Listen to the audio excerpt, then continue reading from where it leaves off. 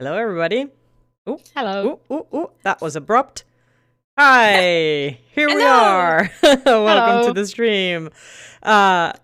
Today, it's not just Amma and Jessica. We also have a guest, Laura Kröger.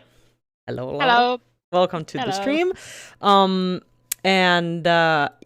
We've brought Laura here to talk about some interesting topics that, at least we find interesting. Hello, Quirky, and Hawthwile is also in the chat. Nice of you to join us. Friends. Hello.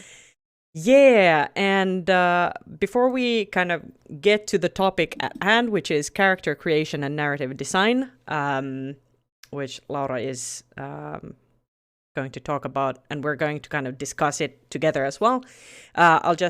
I just want to let you know that at any point, please feel free to send us questions in the chat. I'll be monitoring that, and when there's kind of a suitable spot in the talk, I'll kind of throw them in there. So don't worry if we don't get to your questions immediately. Just hang in there. We'll get to them when the time is right. But yeah, we definitely want to hear your opinions and thoughts and questions as well. Yes, definitely. Please ask questions and participate so I don't have to just speak on my own. Yeah. Hope everybody's been good. Not too snowed in. Or I don't know, anything else. I went outside today. Like actually I went to the game room. Yeah. I mean, I've been outside. I've been outside before, but I mean, like, I haven't gone as far from home as I did today, and yeah, it was an adventure. Hey, Nida, nice to see you. Oh, hey. Awesome to see you here as well. Oh yeah, thank you. I feel very accomplished. I traveled by bus and by metro, and yeah, it was exciting. Yeah. How I did not leave the house today, but I did leave the house yesterday with both of my roommates, my wonderful little family here, and we together had an adventure where we all went 2 metro stops down and got the 3rd vaccine as a family. Yes. So we've just been a house of couch potatoes today. We like stocked up on some food beforehand, and we had an able-bodied human came and visited us last night if we needed anything. So, that's nice. A veritable globetrotter, says Quirky. 2 whole metro stops. It took us like 20 minutes to get there tops. Yeah. Have you Laura, been going out? Have you gone on any adventures? To, like, lately? The end of the street? Yeah. I've been going out in adventures. I did do a little adventure with car today to go eat some stuff with in a restaurant with my kid. So nice. It went well. There was no big adventures, but it was a snowy, and I even got out from the yard with the car, so it's a good thing. Wow. Congrats. Yeah. Thanks to my husband, who's been doing the snow work like 3 days, like every day. So. Oh yeah, I was like 3 hours. Oh my goodness, how long is your driveway? Yeah, I mean, like it's nuts with the amount of snow. My parents, they live, they have a pretty big house with a pretty big yard, and there's kind of my uncle and his wife. They live basically in the same house, but they're different apartments. So usually when it snows, they have this. They love doing like shoveling snow. So that's good. Yeah, it's really good. It's a Finnish form of exercise. Exactly. Yeah. I mean, they're very healthy. Yeah. I don't know where I went wrong, but yeah. So they usually have this race to who's up first to do the kind of shovel the snow. That's precious. Yeah, or I don't know if it's actually like, but that's usually what happens. But now there's been so much snow that everybody gets to take part, and I think it's excellent. Nobody it's gets like left out. a Yeah. form of neighborly rivalry who's first to take Yeah. all the snow out. Yep. Oh, Quirky went for a walk with Dad yesterday. That sounds like a great snow adventure as well. Yes. Awesome. Yeah, but hey, I don't know. We can keep talking about the snow situation. Like any good Finn, we love to talk about the weather, but we can also go ahead and start talking about the actual topic. And our guest here, Laura, welcome once again. And we wanted to have you on to talk about stuff because you've done some pretty interesting projects in the past, and you're kind of part of the Out of Orbit family as well. And yeah, you have some interesting viewpoints that we want to pick your brain about stuff. Yeah, we have been wanting to have you on since like October or something when we first started planning this, but then just schedules didn't work out for stuff, or we were just too crazy. I don't remember if we actually talked to you or not, beyond just the like, oh, we're doing this. But yeah, this has just been so great that you are available for this, because you get to be our, what is it, like christening voyage on this or whatever it's called, a new series that we're doing, which is the first Wednesday of every month. We will have a different person from the creative community coming in and talking about something that's kind of their expertise.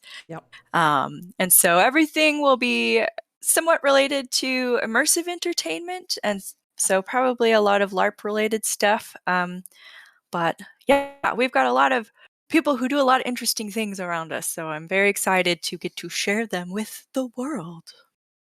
Yeah. So yes, Laura, who are you? Yeah, tell us a little bit about yourself. Yeah, hello. I'm Laura. I have a little bio on my presentation in a moment, but I've been LARPing for 22 years this summer, and organizing LARPs over 20 years, because I held my first LARP in 2002, so it would be 20 years next summer. But we started to like write it for a year in advance, so 20 years of LARP organizing already 6 months ago. So congrats. yeah, it's been quite a while. I've been doing maybe 30 LARPs or something like that. In most projects, I've been like the lead designer or main organizer, kind of like mix between the producer and artistic lead in the project. And then in some, I've been just doing some character writing and helping with other stuff. And so quite a long career in the field of LARP organizing. And I work as a project manager, so I'll do that as a paid living job as well. Yeah, outside of the crazy LARP stuff. Yeah. Yes. Yeah. All right. Awesome. I think we should probably just let you get into it. Let's open up the presentation. And again, I want to remind everybody that if you want to ask questions or comment on something, write in chat and we'll take note and ask you or ask the questions when the time is right. Okay, let's see. All right. Now it at least should be sharing it. So. Yes, it is. Let me see if I can get a little bit better view of this thing. See if I can pop out chat so I see you guys better. Yeah. Haha. Okay. Tools are all coming together. All right. Okay. Good. Everybody ready? Do you have your snacks and your drinks? Because here we go. Here we go. I have water. Oh yeah. Yeah. Water is good as well.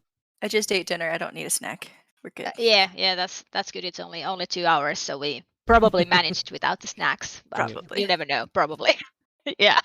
So yeah, I already shortly told about myself. Here is a like short bio. Who am I, and what I've been doing. And there are like I think there are these 4 projects that are like which I mostly identify being part of.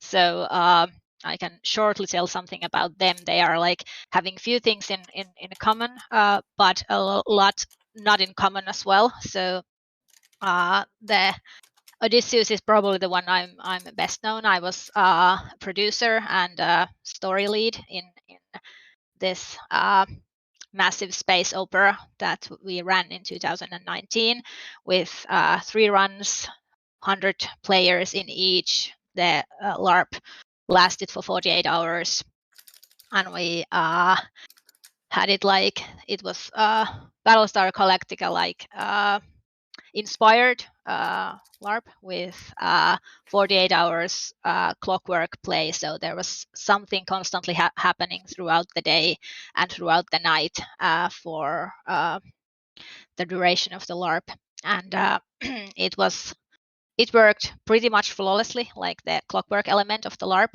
and also the technology in the LARP.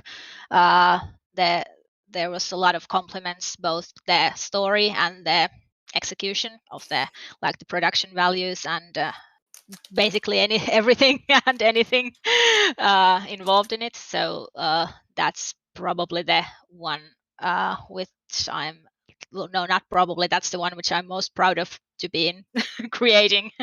Definitely. Can I boop in one Yes. question real quick? Just for clarification, because for me, when I first heard about this, I was not familiar with what the concept of a clockwork LARP or clockwork game is. So could you explain that real quick? Yeah, sure. So with that term, we kind of mean a game that has different functions that one need to happen before the other can happen, and they need to all happen like consequently during the LARP and in sort of like loops. So in Odysseus, it means that there was this timer which the ship needed to jump every around 3 hours because the enemy was coming behind them, just like in the Battlestar Galactica. And to know where they needed to go, they needed to pick up these kind of beacons from the planets, and the Marines needed to go into the missions to pick up the beacons, and then the scientists needed to like solve puzzles inside the beacon to figure out the next coordinates where the ship needed to go after that. And then there was the bridge, and the pilots needed to like steer the ship and give commands what's happening. Then there was damage to the ship. Engineers needed to fix that. Doctors needed to patch up the injured soldiers and so on. So all this needed to be going on throughout the LARP, and it was like in 2 hour and 48 minute interval, which these jumps happened throughout the 48-hour duration. Okay, so like a timed cycle that involves a lot of different parts or teams working together. Okay, yes. Cool. Yeah, and there was like the Odysseus was a like massive team effort. We had over 180 volunteers working in the project, both long before the event itself, and then building, and then in the actual LARP, and then also the aftermath of taking everything down. And so it was like a massive production in every aspect. Then the next one on my list is the Varjat ajassa as shadows in time, which is like in an opposite corner of the spectrum. So that's my newest project. That's the one I created last year. I wrote it alone. It has 10 characters, and it's been played 4 times now. And it's the game time is around 10 hours. It depends, and there have been different runs have had a little bit different durations of the LARP, and we've been playing it in a hotel, so in a hotel suite with just 10 players and around 1 day of playtime. But it has by far the longest characters I've ever written. There are most of them are 30 plus pages long, so a lot of information, a lot of background. The characters are kind of like ancient humans, well, humans, gods, whatever they are nowadays, but humans that can live forever and jump in time in different places. So they have a lot of history with each other. So there is like a lot of information that needed to be conveyed through the characters. Then there is the Pyhävuoren perilliset, which is something like Heirs of the Saint Hill or something like that in English. So that was a project between me and Helena. We wrote it like just the two of us. It was first played in 2014, and we had 7 reruns of it, so 6 reruns, 7 runs in total, and the last one was kind of all-stars run, meaning that we had mainly players that had already played it before. So the 6 first runs were like each time different set of players, and then the last one was all but couple of players were players who had already played that LARP before. So it was also rather interesting to see how it affected the LARP.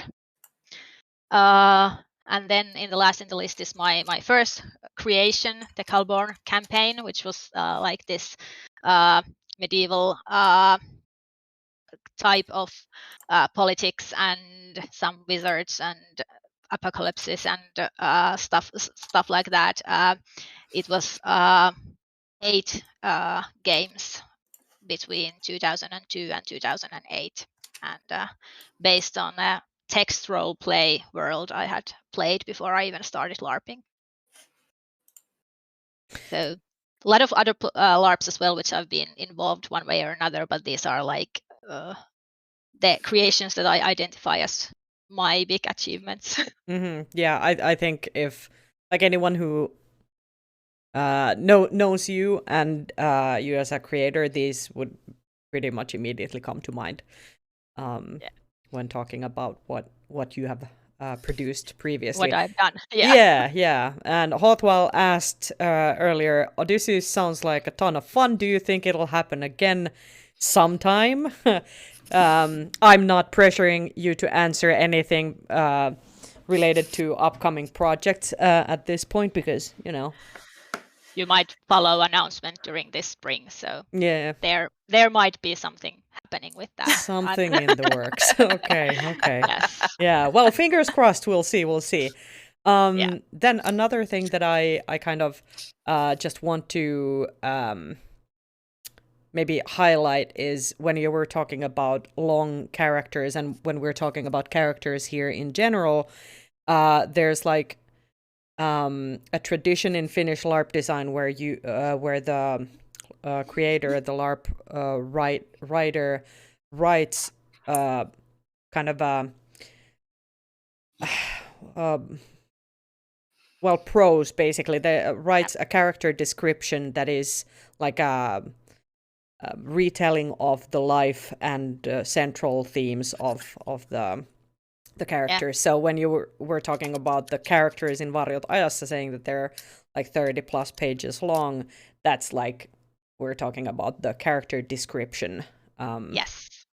Yeah. I think that the characters for the LARP, they can be pretty much just very short, like 1 page is for some LARPs quite enough, and then they can be very, very long, and it depends on the style and also like what the writer wants to kind of achieve with the character. So there is like longer is not like necessarily better. Sometimes shorter is better. So it's depends very much on the LARP where it is. Yeah, it's used. A style question. Yeah.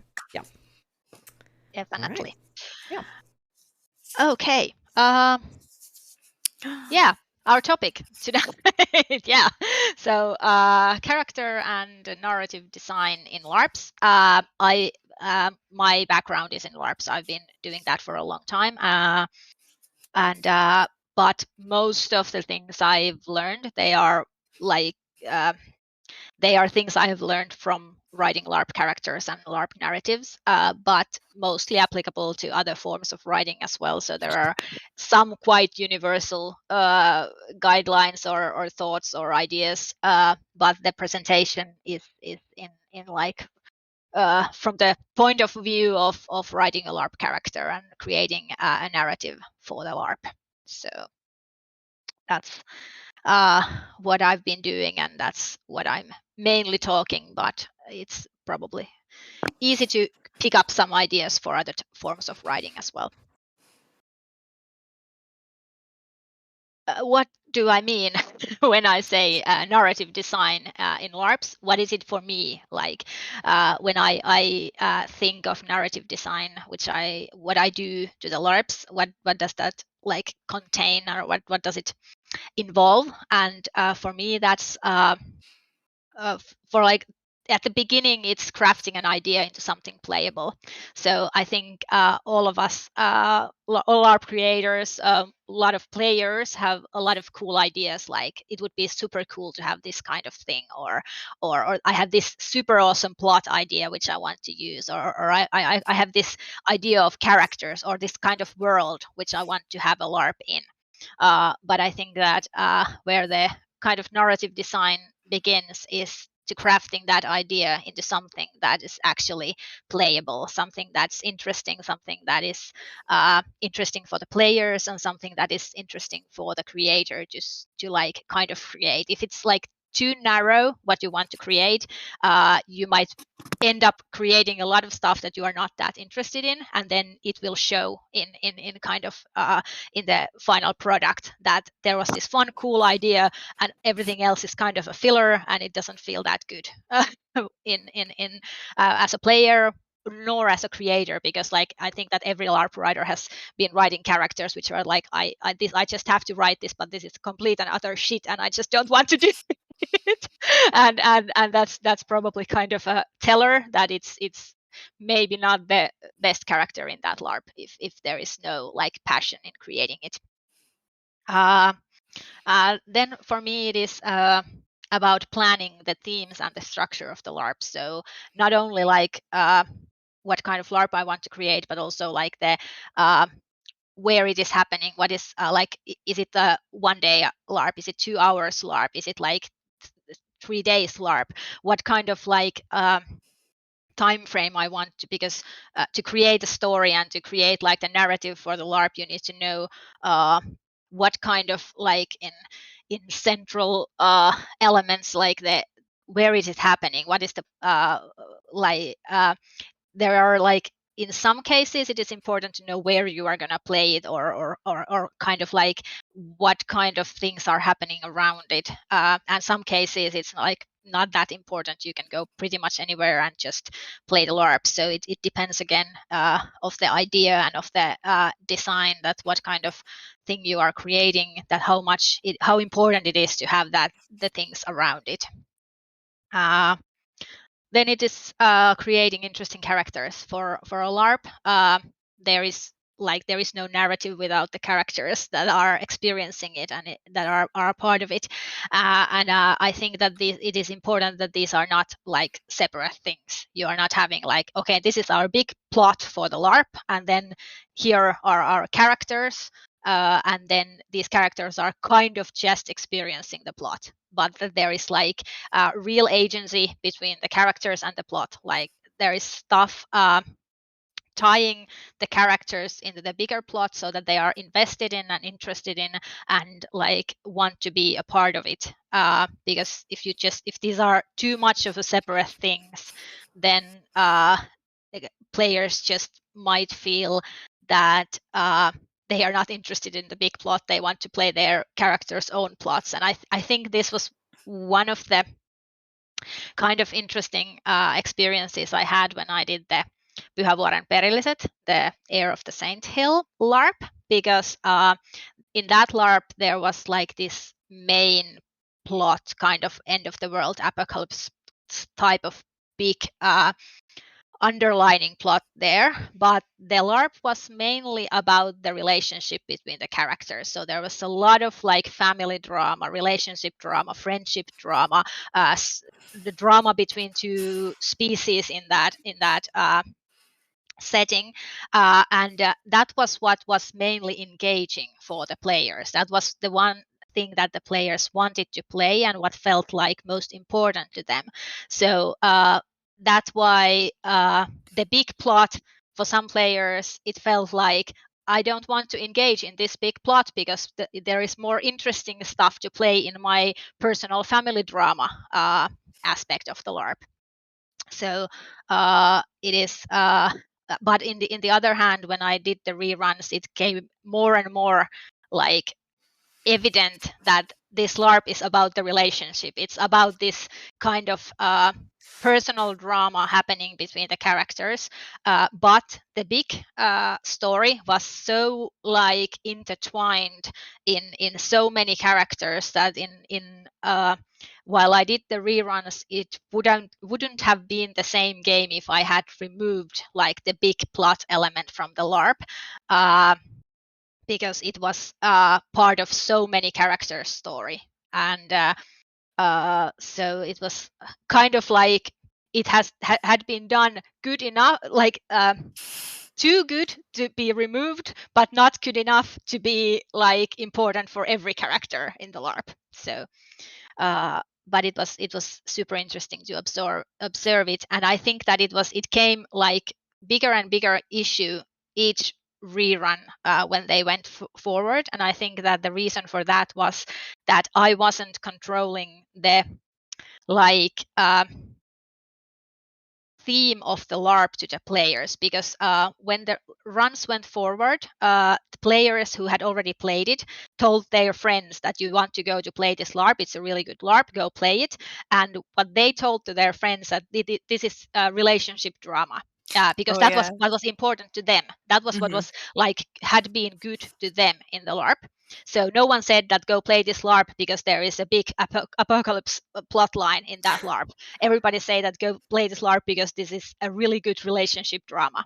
So the players came in expecting a really good relationship drama, and they were not invested in the big end of the world plot line, because that was not what they came to play.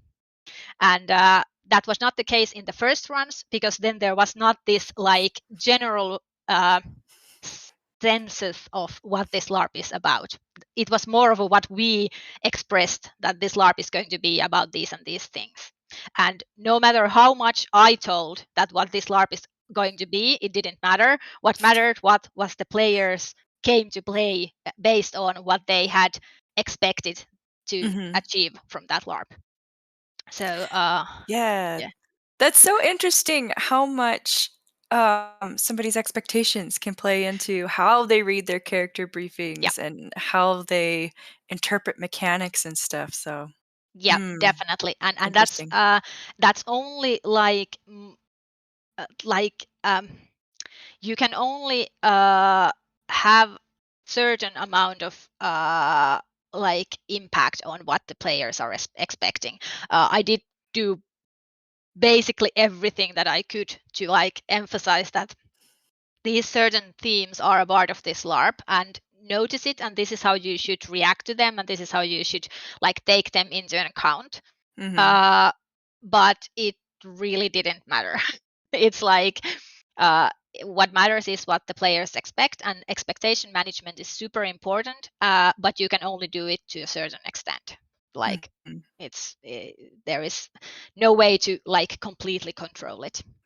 Yeah, did that end up being like a bad game experience for players, or was it more just kind of a dissatisfaction as a game designer that you didn't get across quite what you were hoping for? I don't think that it really affected that it would have been a bad experience. It was just like the players, there was some like, when I asked feedback from the LARP, there was like, this would have been a better LARP if I could have just focused on my like relationships.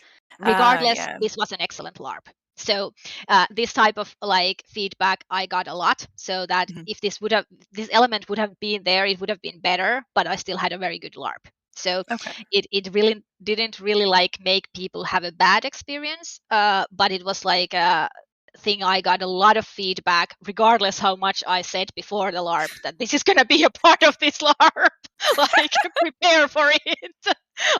It was like plainly written, there is gonna be end of the world in this LARP, like it's gonna be a part of this LARP. And still, like, if I had known that there were gonna be end of the LARP, it would have been better. And I was like, oh my god, what I need to do to make this point across. Yeah. Yeah, and then it is about creating interesting characters, but it's also matching individual stories and characters into a coherent story. Because if there are like characters who are playing in a totally different type of LARP, it's not going to be a good experience and a good like narrative arc or like it's not like coherent. The LARP feels like it's a little bit off if there are too many different types of LARPs in it.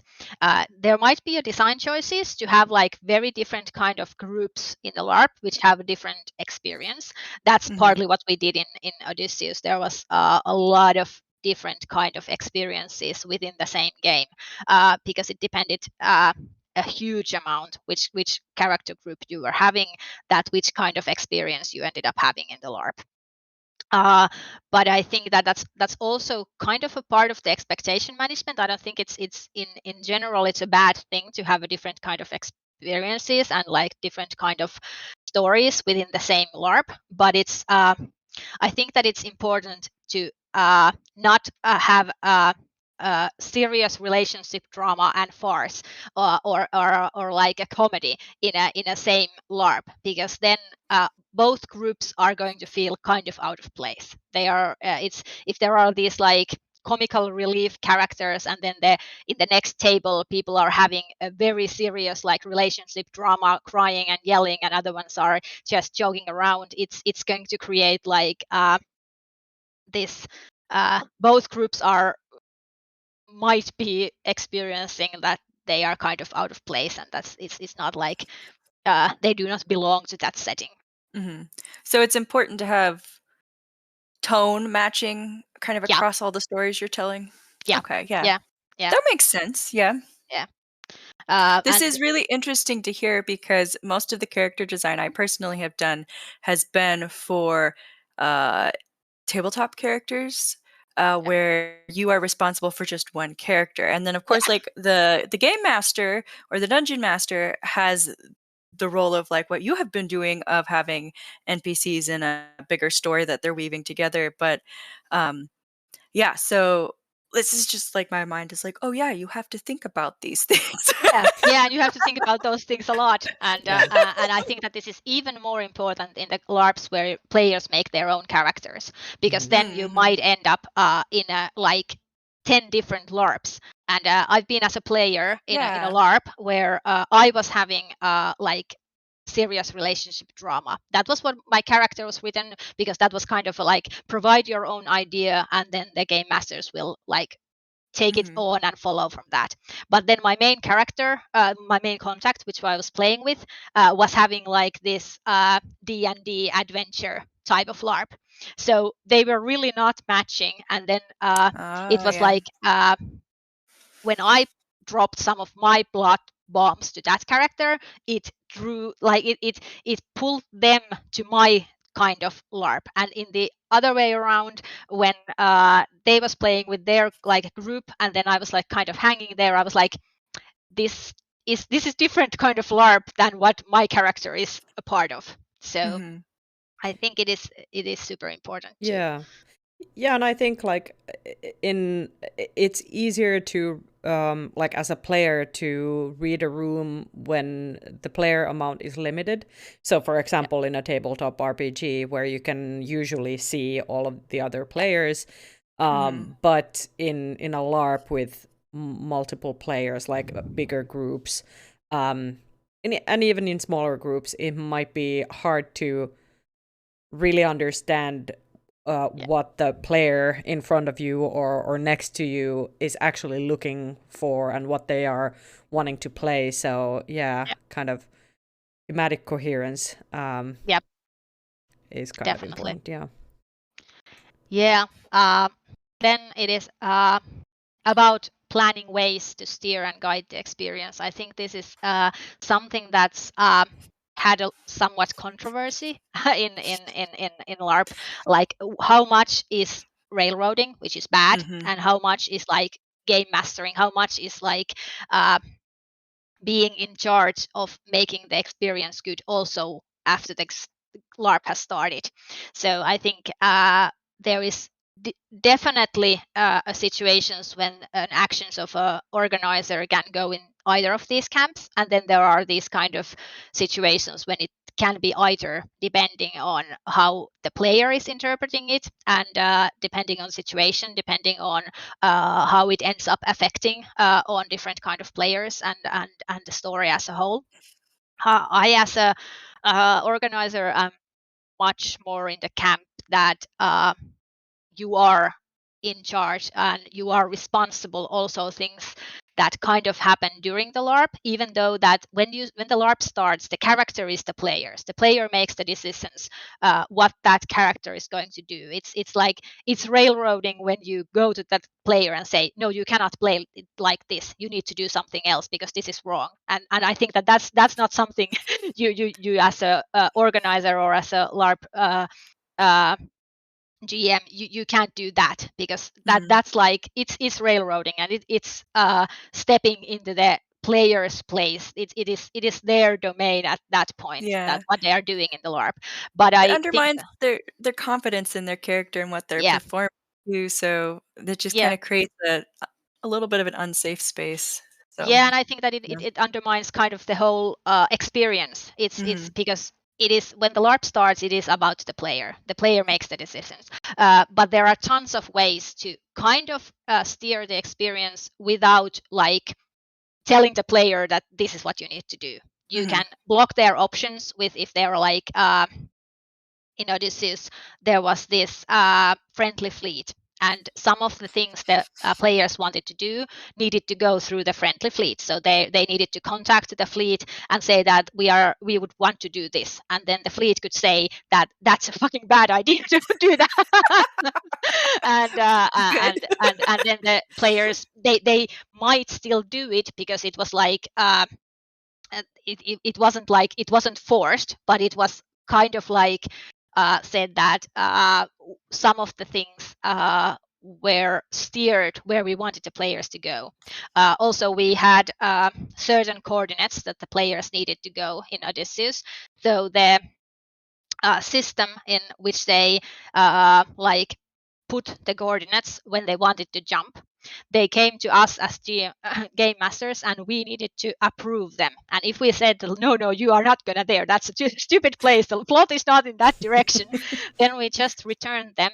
And then they're like the system where they had put the coordinates were like unable to lock coordinates. So it was like the system was like, sorry, you're not going there, but it was not made so that some of our GMs went into their breach and said, no, you can't go there. It was like the system was, sorry, unable to lock coordinates into that location.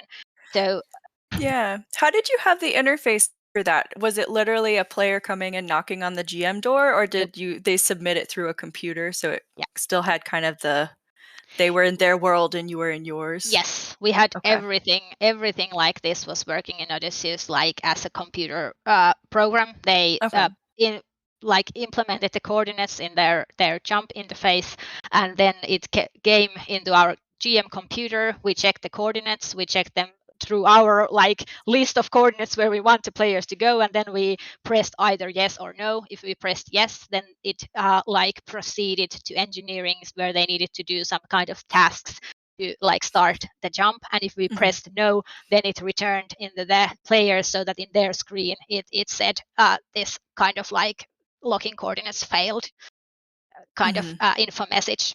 So yeah, that's a very interesting way of getting around the problem of players kind of going rogue. Just to remind everybody, if you have any questions or thoughts, please send them to us in chat. And thank you for the follow as well. Here comes Phi, I guess. I had one thought that I wanted to offer here regarding this kind of railroading versus, I don't know, more steering. Yeah. Sadly, I don't remember who this talk was by, but I was listening to a talk about, I think it was about narrative design in video games from GDC a couple of years ago. And they were kind of providing this list of things that are kind of at the opposite ends of the spectrum in a sense. For example, if you want to if you want to make a video game kind of heavy on narrative, it creates more or scripted narrative, let's say. It creates a bigger need to provide more strictly scripted sequences like cutscenes, for example. And providing those cutscenes will take away the player agency for a little bit. You'll be more of a kind of observer. It can still be very much enjoyable, but it won't provide the player the opportunity to necessarily steer the plot or that whatever is going on by them or on their own. And I think in LARP and in this type of LARP design, I think that's probably very similar, that you have to pick and choose where you let the players have kind of free, just decide on their own what they want to do and where you need to guide them towards the a direction that makes sense for the whole. Yeah, where the plot is in that direction, please go there. Yeah, exactly. I think also it kind of depends on exactly how narrative heavy LARP you want. If you want to have a kind of sandboxy, like let's have a couple of characters in a bonfire telling stories, having like some interpersonal drama, and there's not like a big narrative arc in the LARP, then it's basically you don't have to do anything. You can jump in as a character and have fun with the players. But if you have in mind kind of a narrative arc for the LARP, then I think it is important to think about how it is going to end up happening in the LARP. How do you like get to that arc in the LARP in a way that feels for the players that they are a part of creating that story, that it's not like they are not observing something that is just happening, but something that you can kind of control when it is happening. And to think about the tools which you are using, so that even though they are kind of like, it is basically the same thing as the GM coming to say in the bridge, sorry, you cannot go there, to make a computer program to do that, but it feels a part of the world. It doesn't feel like this is someone telling me what I can and can't do. It's narrowing my options, but it's doing it within the fiction, like within the fictional setting that we are part of. So, and I think that that's really important to kind of think and to find these ways of providing information, putting limits, like giving tips and like pointing directions within the narrative. It can be like NPC characters. They were immensely good at this because they are also kind of part of the fiction, but they are controlled by the organizers. Yeah. It can be letters, it can be broadcasts, it can be like these kind of programs that have limits what you can do and what limits things that you do. There are like endless possibilities and how you can like make this happen, but it's important to do. And I think that it's also super important to like be transparent to the players that this is a sandbox, or this is like an experience. It is kind of a narrative arc which you are experiencing, and there is some kind of steering, some form of rails which the LARP is following, and so that the players know what to expect, what all kind of things they can and can't do. Yeah. Hothwile had asked, what about GMing some of the other LARPs? How do you steer those when there isn't a layer of technology between GMs and players? And I think you just you naturally got to that, so that's great. I kind of in like the Heirs of the Saint Hill, we used visions. So we wanted to, there was few plot points that few characters needed to do and that needed to kind of advance. So there was this couple of characters who could like communicate with dead people. So we gave them visions of things. And when we were like, okay, now the timing is starting to look that you really, really need to like push this plot forward now or it's going to be too late, then we just like gave them more frequently and started to like pushing more heavily on those visions when they were happening.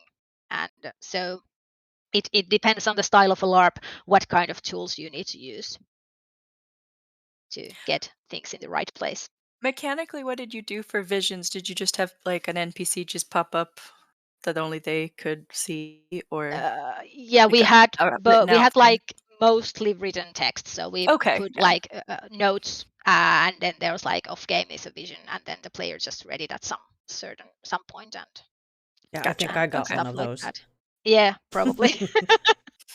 So yeah, it depends on like what the LARP is about, and like how much. Sometimes it might be just GM. Like I've been in Shadows in Time, there were few scenes where the players were like investigating technology, so I was just kind of whispering them what they will find, and then in a future runs I just wrote notes that if you are doing this kind of research thing, then this is what you will discover. And then there was Mhm. like, if you do it before dinner, then you discover, then you read this note. If you do it after dinner, then you do read this note. So there was like this kind of and I know that there are apps done for this for other LARPs Ah, that okay. will do the same thing, and there are a lot of ways to like implement it and do it like very tech heavily, even for the LARPs that are not like in tech LARPs, because a lot of players still have their phones with them, so they can check in their apps for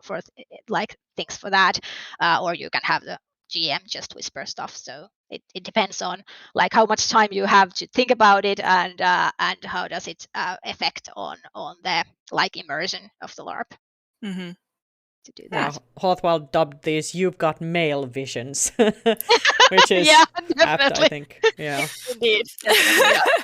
Check your mail for visions. Yeah. Yeah.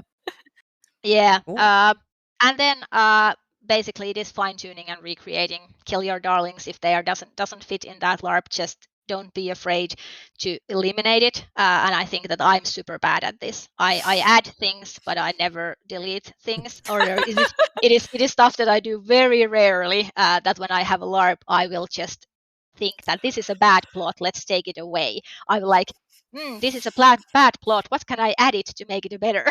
So it's, but I think that it's also important to kind of know when something is not working and when something is not fitting in the LARP, and just remove it. Mm-hmm. And it's I've loved to do reruns on LARPs, because that allows me to like improve the LARP even after it's played, because LARP as a media is something that you do and you play and then it's done. And this is case for a lot of LARPs. And I'm really happy that there are more and more replays done from a bunch of LARPs. And that is what I'm basically doing for most of my LARPs, because I love the idea that I can have the observe the players, know how it went, and then make adjustments to make it better, Mm-hmm. and then fine tune it to be better and better, Mm-hmm. or in like see what things worked, and also kind of gain experience in things like, okay, this is not about the plot, or this is not about the character, this is about the match, like what kind of player I had for this character. So this Yeah. plot didn't work, not because the plot was bad or because the characters were bad, but this wasn't a good match for the players and what their expectations were for the LARP, or their mood, or their like timing in the LARP. And when you do reruns, you get to see that, you get to like observe what kind of things. If something is like constantly not working, then yes, remove that. But it's like, if it's not working in this game and then it is working in the other, and then so on, it's not that much of the plot itself or the character itself, but it's then more and more things need to be like considered around it, like how are you communicating it. Is there some issues with the timing? Is there issues with the what kind of things I'm asking in the casting form? Are they like Mm-hmm. giving me the proper information, and so on. Oh So man, casting could be an entirely another talk. That would be interesting. yeah, I've been in a Not panel, today, but yeah. not today, but yeah, I've been in a panel conversation about the casting, and that's the part which I simultaneously love and hate Yeah. in Mm-hmm. LARP creation, because that is where the LARP is. It's make or break. It's like super important part and it's of creating such a a LARP. long and intensive process as well. Yeah. And a lot of emotions. Yeah, definitely. Yeah. And especially if you have tons of people like signed up and you have only like few spots, and it's pure hell to do that. I have so many questions, but I'm going to go find somebody else to talk about that, and time. or have you plus more people. So yeah, I stick please. a pin in that for later. Yes. Yes, definitely. Yeah, about creating stuff. It is mainly work. Like there is percentage that is skill, and there is percentage that is definitely luck. But most of it is just work. Like there are things you can be like intuitively good, or something that you can like learn to be good at. There are definitely elements where the skill is a factor, and I think that the percentages might vary. There might depending like how difficult stuff you're doing. It might be like the percentage of the skill is bigger, but in most LARPs in general, it's the reason why things are failing is not because the organizers are not skilled enough, or because the writers or the story of the narrative creators are not skilled enough. It's because they don't bother to do the work. And it's because like definitely the biggest part of like narrative design and character creation, it is the work you put in it, the planning, the how much iterations you make, like how much time and effort you put thinking that how will this play out in the game, how will our players interpret it, how much you communicate within the team. Like if you have a lot of different writers and you have a plot, then each of the writers that are part of the character that are writing the characters that are part of that plot, they will interpret it a little bit differently. Then there might be a proofreader interpreting it differently. There are player who's interpreting it differently. Each player of each character are interpreting their characters in some ways, and there are so many ways that the plot can kind of fizzle out and not work out in a LARP. So the more work you put in to like communicating, iterating, fine tuning, proofreading, kind of in the creative process, the more likely it is that it will work. And then there is always a percentage. No matter how much work you put in it, no matter how much skill you have it, there is a chance that the chemistry between the players is not working. The timings suck. There are some surprises. There is a huge rainstorm so that people cannot go outside, and then they are cramped up in that small cottage in somewhere, and a lot of the plots that need privacy are not working because they are all in the same room. Players are having just a bad day. Maybe they broke up in the last week, and there are so many things that can like infect on how that plot is going to turn out in that LARP that you cannot control. So it's always a chance that it will fail, no matter how much you kind of put effort in creating it. But you can minimize, you can do a lot of things to like make it less likely for that to happen.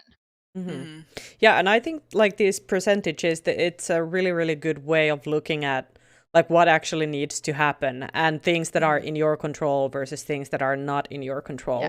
Because I know as a like when you organize a LARP and you get the feedback afterwards that someone has been unhappy, that always happens. You can't have like a 100% success rate. That doesn't exist. You make a small enough game and it exists. Yes. Yeah, I've been to one where that kind of happened, but not quite, but close enough. But yeah, I think it's really important to realize that, so that you don't get demoralized by the fact that, oh my God, someone had a terrible experience, or someone had a bad experience, or someone didn't enjoy the plot that I created, or whatever it is. And then also what I find really interesting with this is that a lot of, you have 70% work. So you just have to put the work in to create like a good experience for a player. Yeah. But it will probably translate or fluctuate a little bit, especially when you're beginning or starting off as a LARP writer, that you will have to put in like 90% of the work, and then there's 10% or I don't know, whatever it is, like a lot of work. Or the amount of work differs. For Yes. me, 70% of work is different because I've done this a super long time. So yeah. I'm incredibly efficient on doing this stuff, and the 70% of work for me is in hours, a lot less than someone else who's not done it so much. I don't know, Sirian can probably also attest to this. We ran a LARP writers kind of beginners course this fall for mostly newbies, some people who had never actually LARPed before. And I think like this also really kind of portrays it very well, that okay, we can talk about how to create LARPs, but you actually just have to do it to get the skills part. To kind of like just jump in there, make the mistakes, and then become better, because everybody makes mistakes. Like it's no way to not make some mistakes. You can read and learn a lot of like theory beforehand, but you will still make mistakes, like everybody does. And for sure. And I go ahead. No, I was just gonna say that the kind of, if you only have 1% of the skill, like just put it in the work and it'll probably work out. And it will grow. It's like the skill is definitely something you can learn, and you can just become better with just doing the stuff. That's so encouraging as kind of a newer game designer, narrative designer person, that to see like stuff like this from somebody who's a veteran, and it's just like, okay, cool. My like ideas are probably going to be fine if I just make sure that I'm really putting my time into it. And it's like, I don't know, it's like time I have. It might take me like a longer production schedule or whatever than somebody else, but that's something that I have. And whereas I may not feel like I have the skill, or I may not have recognized yet how skills I have are transferable. So but it's definitely worth. It's for me as well. It's I think that I have I had the very first LARP I ever wrote was like very highly praised for the among the players. So it's been like ever since I started, I've been getting like super good reviews on my LARPs from the players, and still I think that there's probably some like intuitive skill for the plot design and doing like creating stuff, which what I am doing, but I've always put a lot of work in it. I've always kind of, it's not just throwing in the stuff and hoping for the best, but it's I put a lot of hours on thinking and fine tuning and like visualizing how is it going to end up like affecting the LARP. How is this plot gonna play out? What I'm gonna do if it's not playing out? What kind of things are important? What are not? What will I need to emphasize in the character to make this plot happen in the LARP? What do I write here to like create a maximum tension? How do I write this character so that I hint on things, and then the player may or may not guess what's coming? And kind of that kind of stuff, I put a lot of effort and a lot of time to like doing that. And I think like that's very important to highlight, that that's part of the work. It's not just like typing or I don't know, it's a lot of the reflection versus assumption. So often that if you have a great idea, like, oh, I want to do this, if you don't reflect on what that thing is and how you can make it work, then it will just be an idea, and you end up assuming that it will work, and then the luck and the skill will not be on your side. Carried away. Yeah. It's easy to get carried away with Yes. with some idea you think this is going to be awesome, Mhm. and it might not. Yeah. And it's sometimes hard to like reiterate something which you think that this is going to be awesome, this is going to be perfect, and it's really important to still do that. Yep. Yeah. Remember, everybody, type in the chat if you have any questions or comments. We want to hear from you guys as well. Please do. I love questions, and I love also like input if you have some ideas or some things that you think like, no, I'm not right or I'm wrong. Please do say that, because a lot of this stuff is not like there is no one truth. Like it's not things that this is definitely right thing and this is definitely a wrong thing, because there are so many ways to create LARPs, and for myself as a creator, I have a very like distinctive style. I all of my LARPs, they've been in a very different kind of settings and like world, like where they are taking place. There's been a lot of variance, but they are all been like this highly emotional relationship drama. With Odysseus, it had a like this action element on it as well, and like this clockwork element on top of it, but there was definitely present the things that I love about creating LARPs. I put down the things I generally do when I create a LARP. So how does my process work? What am I do? What am I doing when I write a LARP? So I have a lot of ideas like all the time, but most of those ideas are never like coming into fruition. They are not becoming a LARPs. I have a Google folder where when I have an idea, I just open the document and then I type in some ideas and then I just left it there, and then I might come back to them later or I might not. But for an idea to become a LARP for me, I need to kind of get really excited about it, and I need to sometimes I need to have people to do it with, to like have the group of people which I start talking about it, and we start getting drafting those first ideas with. And sometimes, like in Shadows in Time, I was like, this is a small LARP, this is LARP I can do during pandemic, this is for 10 players, this I will do on my own. I do not want to bring another organizer for this, because I want to be in like 100% control what I'm creating. I want to like write every character, and I want to be like create everything in this. So I will do it on my own.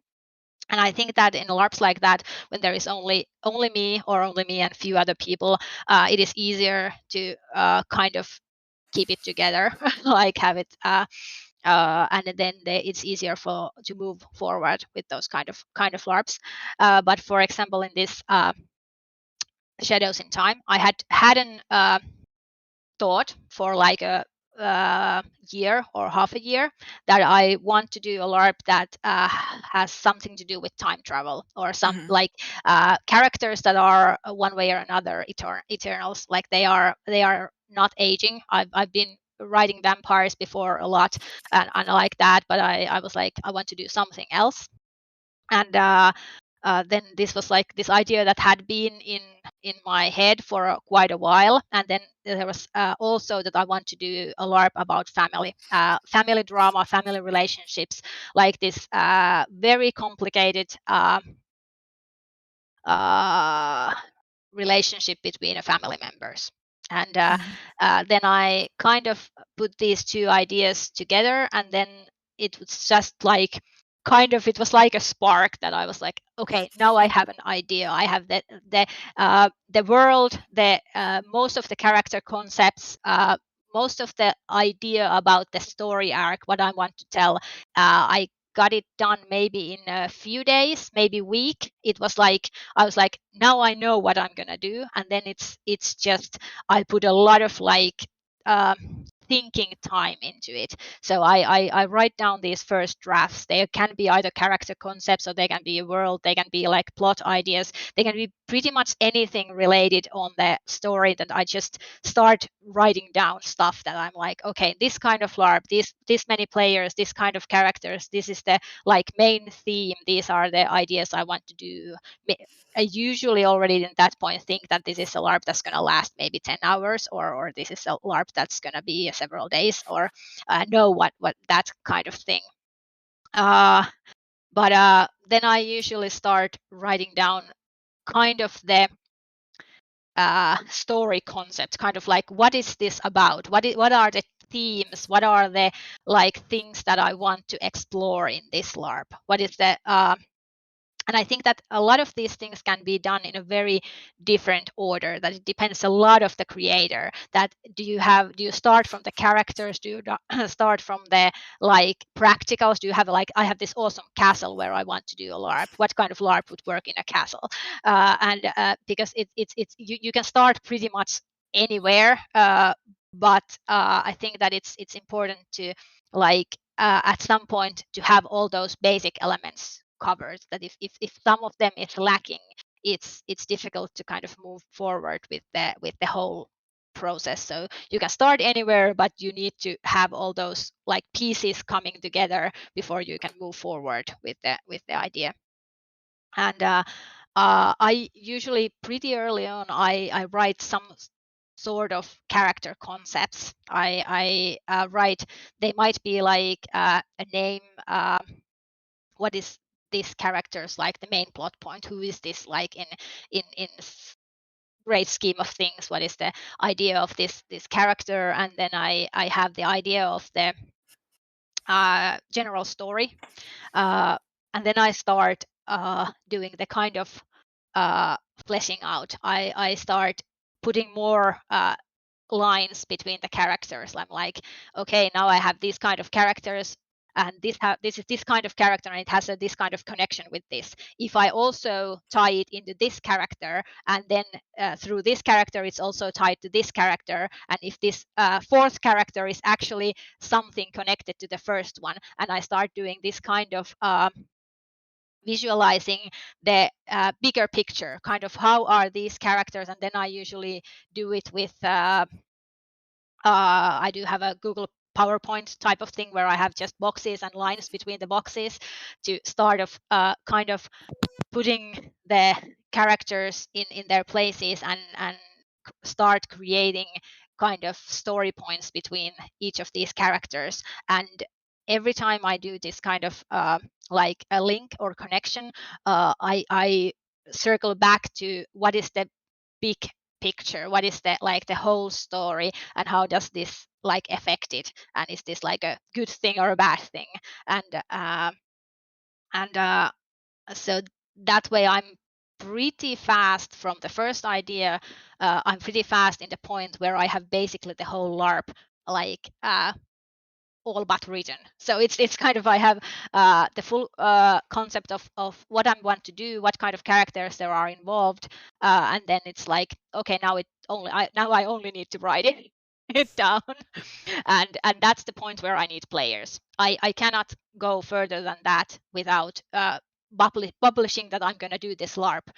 Maybe even putting up signups that, okay, this is the LARP, because that's the point where I do create website for the LARP. I decide when I'm going to run it, because that's as far as I can create a LARP without a like deadlines, without the players. I'm always thinking that I would love to write a LARP so that I don't have any hurry, that I can just create it, but it's not happening. I've been doing 20 years for this, and that's the point where I get without players, not further.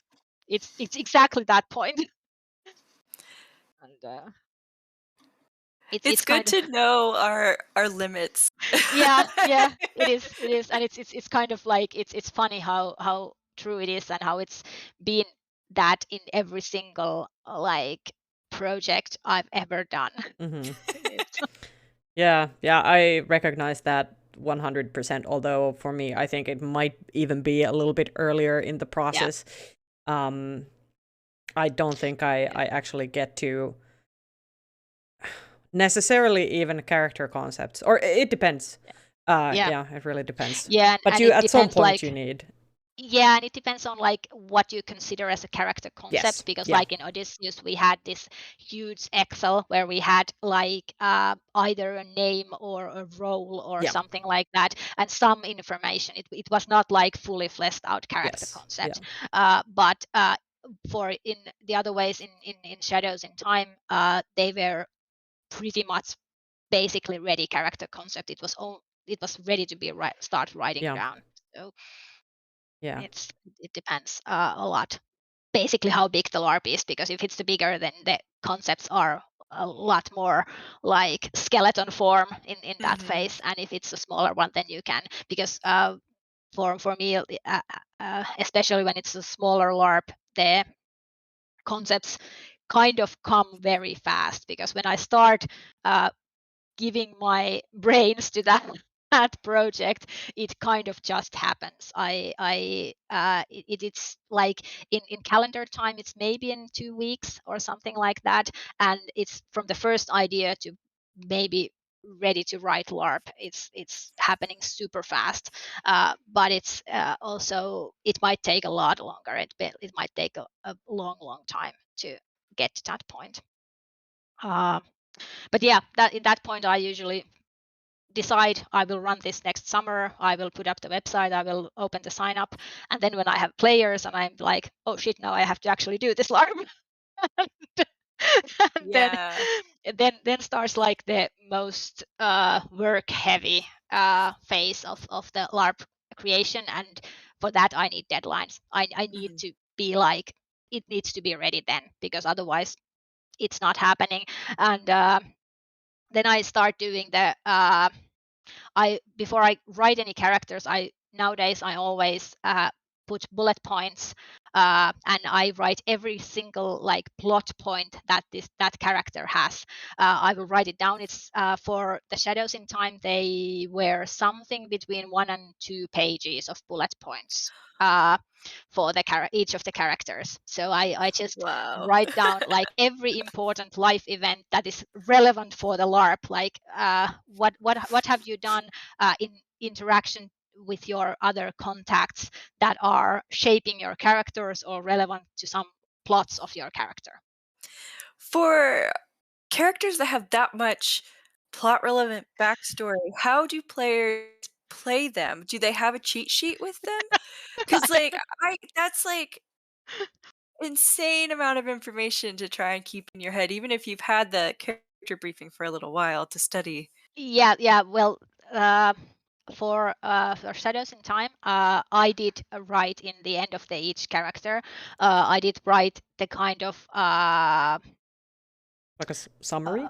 Summary, yeah. And they're like Okay. in bullet points. There was, these are your themes or your like tasks in the LARP. These are the things you need to do or that are important for the plots that you do one way or another, kind of way. And it was about a half a page. Okay, that's more So manageable. yeah. So even if there are like important plot points, several, they might be like linked to certain characters. So you have like several different like encounters with a certain character, but even and when you put them in the like bullet points which you use to create the character, there is like, okay, you first met in like 2000 years ago, then you met like 500 years ago, 200 years ago, 100 years ago. And these were important events for your relationship because something important happened. But in the like the summary for the character, it needs to be just put one bullet point that you have a complex relationship with this character. You need to decide what you want to do, kind of in like idea level. So in that longer list of like the skeleton of the character, there need to be a lot more bullet points regarding one plot point or one kind of relation. Yeah, and I would also kind of say from my own perspective, I love long character descriptions because they give me a lot to work with. I get a better understanding of what the writer, the LARP creator has kind of Interpret it. yeah, What yeah, they and wanted how to they say. what they want to say and how they want to how they describe things will inform my decisions as a player as well. But it's also like an experience on its own. The the feeling when you Kind of get reading a book. exactly, yeah, it's super interesting, and then you're like, oh my god, this is all the things that have happened to my character. That's so cool. And then also, it's definitely a skill if there's no summary at the end. It's a skill to kind of look through things for yourself. yeah, Yeah, and I don't think that you should read the character with a highlight pen. I think that's a kind of a guideline I have for my character writing. Even when it is a 30-page long character, I still kind of want to steer for the idea that everything written is important. There is not kind of written just general stuff. It might be that I need to write a one page for certain relationship to like really drive home the point why this is so effing difficult and why is it like this drama so much, but it's important one way or another for the LARP. Yeah, for sure. But it's I think that's also like a very much like a people have different preferences. Some people don't like long character descriptions at all because they just want the kind of the summary. They want the summary and that's enough for them. They can kind of play with that no problem.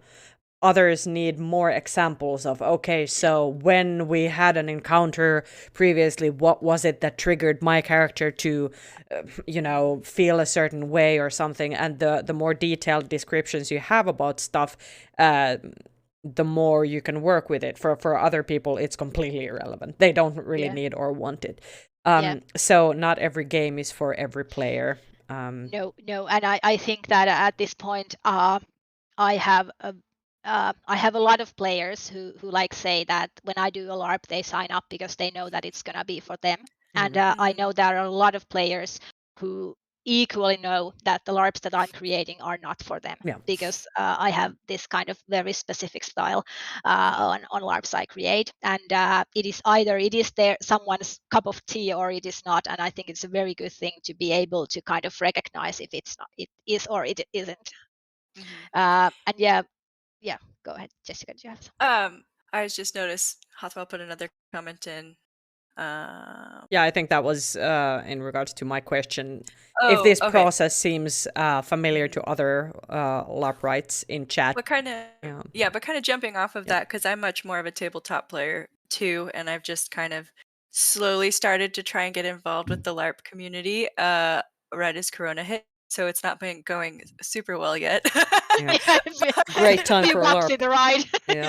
But it's really interesting to kind of notice the difference between like growing up in the US and kind of being tangentially. I just kind of knew through culture stuff that like LARP existed, and I didn't really get too close to it until I moved out here. But even with that sort of just like vague cultural knowledge, the style is so different with Nordic LARP versus kind of what I've seen in like American LARP or my impression of American LARP. So I may be completely wrong, and if anybody knows, please tell us in the comments. But it feels like the way you guys describe Nordic LARP seems so much like you're stepping into a novel or a play or like a what is that genre of video game that it's like a visual novel. Yeah. And it's like you're connecting with the author and the work as a whole, as a work that exists that you are participating in on just a very different level than you are if you're just kind of just having your D&D tabletop fun times just out in nature or whatever. Not that there aren't very moving and deep, wonderful things, like intensive role play things that are happening in the tabletop community. There are definitely. We have just such a wealth of shows and podcasts of those creatives these days, which is wonderful. But still, it's much more improvised in the moment narratives and characters. The um the designing and writing happens a lot more or on the fly and like player driven a bit more Yeah. than like the Nordic LARP scene. And so I feel like it's kind of you can't really compare them in a way because it's two different ways to kind of do a similar thing. Yeah, and I Just the think that in even idea. in just LARPs, there are so many different styles of Yeah. creating LARPs, and I don't think there is a right way or wrong way, and I Mm, think that it's definitely a matter of preference because mhm, I know LARPers who are not at all interested in crying 8 hours in a hotel room, and then I know a lot of LARPers who evidently are. So it's kind of like a matter of preference. What kind of yeah. thing is that you are looking for? Myself as a Mhm, player, I very much go to this kind of very immersive, very kind of movie like being a part of a dramatic arc, having this mhm, experience of being that character, of living their life, of being a part of this amazing story and these amazing interactions between all the characters in the story. And that's also what I'm passionate on creating, to create these very emotional, very high impact relationship drama kind of plots and narratives for the players. And to circle a little bit back for that. Like the character, reading the character feels almost like reading a book. I mhm. think that like the highest compliments I as a writer have received is when the players were like, I was crying when I was reading my character, and then I was like, Oh, yeah. I've accomplished something. This is Yeah. this is this is what I set out to do. Yeah. So yeah, it's definitely. But yeah, when I've written the bullet points for each character, then I start writing the actual character. And nowadays I always write the contacts first because previously when I first wrote the prose, the actual character, and then when I was done with that, I was like, oh fuck, I need to still do all the contacts. I don't want to do. I have to. I'm so done with this character. I want to move to another one. And then the contacts were really shitty because they were done like, this is something I have to do and I don't want to. I don't care about this at this point. I've already tore my heart out on the actual character, the prose, so I don't want to do this anymore. Mhm. So Yeah. yeah, So So by context, you yeah, mean like how characters the are summary of connected? each connection. their Okay. Yeah, Okay. relationships. Yeah, yeah, basically. the relationships like Yeah. in Yeah, it's often you have like a list of names basically. yeah. This is your father who you love more than anything, who would support you forever and Yeah, ever, but who Mhm, you now know has cheated on your mother. That's yeah, like a mhm, description. that's a contact. Yeah. Yeah. Yeah. And nowadays I write those first, and they it end up being that the contacts are a lot longer. They might be like a half a page or even longer. And I put there some kind of like important story points. So it is not mhm, just those 2 lines, which Amma just like Yeah. described that it could be, Yeah. but there are like few highlights of the most important like interactions between these mhm, characters. So when you've read the whole character and you want to just go back for one character, like this father of mine, then you can read the contact, and it also includes like all the highlight points of your relation. So you don't mhm, have to like read the whole character like to find out the spots that are linked to your character's father, but they are in the contact. So the contacts are kind of mini characters on themselves. And then when I start to write the actual character, I already have a lot of like written down in the contacts. I've already mhm, like put there some of the highlights, some of the like important elements regarding each of the important relations. And so there might be a little bit like the same in the actual character, but not that much. So and and then when I'm done with the pros, I'm like, no, I don't have to do any more the contacts, they're already done for the first. And then I just before I send the characters, I go through that if there was something that when I write a character, I usually invent small things like oh, this character has I've decided that this things this way, but it actually is because of this other thing I just invented, and then these kind of things might change a little bit what I've been writing in the contracts beforehand. So I then just fix those little like changes there as well. And then I do before I send the characters, I'll do the proofreading. I usually, for me, it is basically I remember everything. When I do a LARP, I remember every single plot point of that LARP, regardless if there is a 10 player or 104 players. I remember what's going on. Not all people do that, and then it's good to when you are doing the proofreading to have some kind of cheat sheet or something which you can use to check like if the timelines match and stuff like that. But I always do a lot of like this kind of cross check between the characters that the timings are matching, that they are like reasonable and match with each other, because there's a lot of this kind of things in LARPs that yeah, this character would need to be my father, but he would have been 10 years old when I was born, so it's unlikely. And stuff like, and it is like super common, because the proofreading is a part that usually gets skipped because the time runs out, and then because if you have a different writers and they are not communicating that much with each other, then they just that's the part which usually gets cut when you don't have time.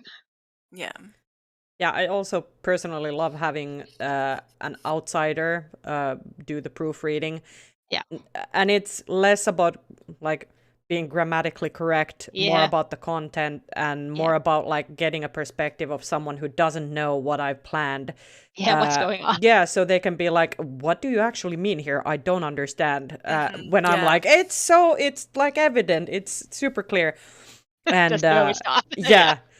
Yeah, so there's it's so really, many things you have in your head, and you've been doing so many things. It's like writing it down in so many places. It's so easy to just miss a very important detail. Yeah, and then you just forget to write something down that you've written into one character and you forgot in the other. And someone, you know, if you've been writing a text for a long time, you just get a little bit blind to it. So an outside perspective is always great.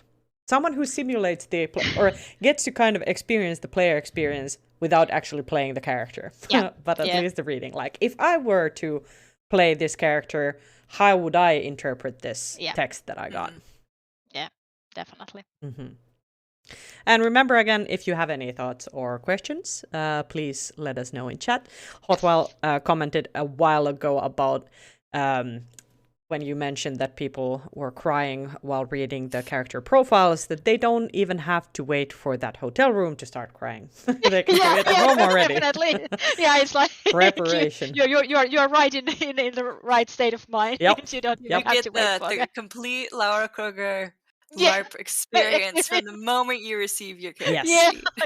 Yeah, that's kind of the comfort of your own home. Yeah, preparing the players, kind of, make them understand what the experience is going to be like. It gives a like the teaser. This is what you are signing up for. Are you still interested? Yeah. I think this is like a very relevant question in terms of plots and like narrative in LARP, that is more is more or is less is more. So when enough is enough, and I think that when I was starting to write the Heirs of the Saint Hill LARP in 2012, we asked in a Facebook wall that is it possible to have too many plots in a LARP? And the consensus, there was not that many answers, but most of the people then at that point then said no, it's not, that there is no such thing as too many plots in a LARP. And then I was like, hold my beer. Challenge accepted. Challenge accepted. Yeah, and for that LARP, yes, I did prove that there is possible to have too many plots in one LARP, and that LARP did have too many plots.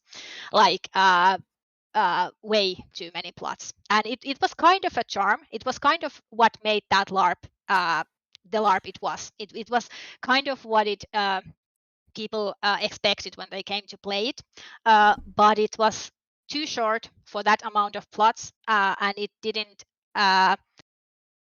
give the players enough emotional impact in those plots, because there was so much going on in each character all the time throughout the LARP. So there were a few characters which were having less stuff, and in other LARP they might have been very good characters because they had less, but in that setting where others had so much more, it felt like they had too little, even though they were actually the characters that would have been having the correct amount. So yeah, my philosophy in when I created the LARPs for a while was pretty much more that let's have bunch of plots, so many plots that you don't get to be bored. You are not the fisherman's wife. You're definitely having stuff to do, like all the time, and there are people lining up to like do those plots, and then if they are not going to have a time to play with someone else, they can go play with this other person, and there is always someone they can play with. And this was kind of the design philosophy for that LARP. And I'm not going to read all these things, but I want to give you an example of that LARP. There was by the end there was 42 characters in that LARP. There was kind of 3 factions. There were vampires, there were werewolves, and there was humans. And there was a ton of relations tying all these characters together. And basically you could say any 3 characters from that LARP, and I would add another 3 and would get the similar kind of picture between any kind of any character of that LARP, because we had like some basic plots between characters, and then they were tying back to kind of other characters, and more characters were tying back to them, and then there was like super much going Oh my on goodness. full all the time, like in between these characters and other characters, and then these characters presented like the 3 different groups in that LARP, and they still had this kind of like plot web around them. So this was kind of textbook like example for the more is more type of LARP creation.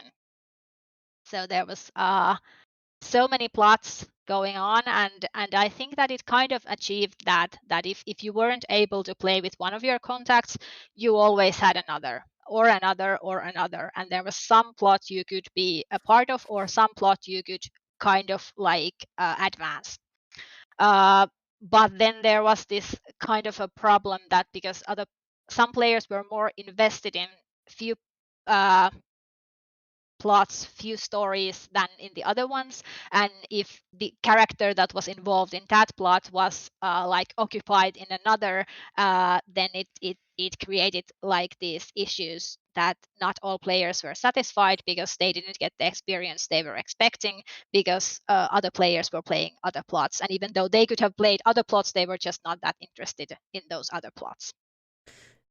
Yeah, I have to kind of just mention a LARP that I was part of writing, and I managed to. I think like there was a lot of good writing, good plots, but also great casting, where we had like this 3 characters, and their dynamic was working so well in the game that other people who wanted to play with them were basically just lining up and waiting for them to be done with their own shit, because they were having so much fun playing together and doing their own stuff. And that's kind of when you realize that, okay, this is too saturated. Like there's too much that it kind of prevents others from